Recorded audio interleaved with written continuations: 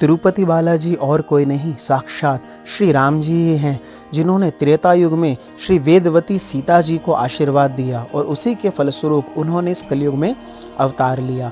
कथा आती है कि जो श्री वेदवती जी थी, जब रावण उनके पास आया और उन्हें अपने साथ ले जाने लगा, तो उस समय उन वेदवती जी ने यज्ञ कुंड में कूद करके आहुति दे दी।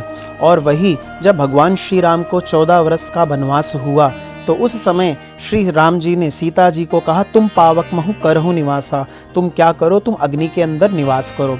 उस समय एक छाया सीता के रूप में प्रकट हुई।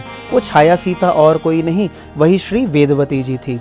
और जब भगवान श्री राम के द्वारा संपूर्ण लीला को कर दिया गया, रावण का वध हो गया और सब वानर जाकर के माता सीता को लेकर आए, उस समय भगवान ने कहा पहले अग्नि परीक्षा होगी, तभी उसके बाद मैं सीता जी को अपनाऊंगा। वास्तव में वो अग्नि परीक्षा किस लिए थी कि वेदवती जो हैं इस समय सीता जी के रूप में वो वापसी चली जाएं और जो असली सीता जी जो अग्नि के पास संरक्षित हैं वापसी आ जाएं।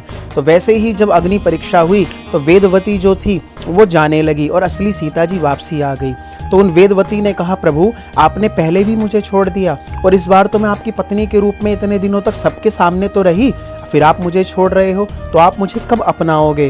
तो उस समय भगवान ने आशीर्वाद दिया, चिंता मत करो, कलयुग में आकाश राज की पुत्री के रूप में श्री पद्मावती के रूप में तुम्हारा प्रागट्य होगा और मैं स्वयं श्रीनिवास के रूप में आकर के तुम्हारा साथ पाणी ग्रहण संस्कार करूंगा। और भगवान ने इसी कलयुग में इस तिरुमला पर्वत के ऊपर सुंदर श्रीनिवास के रूप में अवतार लिया और आकाश राज की पुत्री श्री पद्मावती जी से उनका विवाह संस्कार हुआ। जब यह बात श्री लक्ष्मी जी को पता चली तो लक्ष्मी जी थोड़ा बिगड़ गई और लक्ष्मी जी कहाँ पर चली गई? कोल्हापुर महाराष्ट्र में।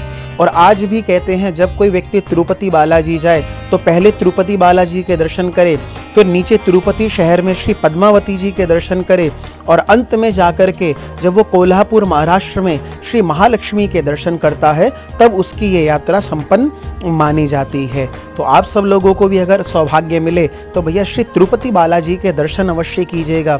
ये साक्षात कौन है? श्री राम जी ही तिरुपति बालाजी के रूप में विद्यमान हैं। जो फल श्री राम जी के दर्शन को प्राप्त करने से मिलता है, वही फल इस कलयुग में श्री तिरुपति बालाजी के दर्शन मात्र से प्राप्त हो जाता है। इसलिए जीवन में एक बार उनके दर्शन करने अवश्य जाइएगा और भी लोगों को इस वीडियो को शेयर कीजिएगा।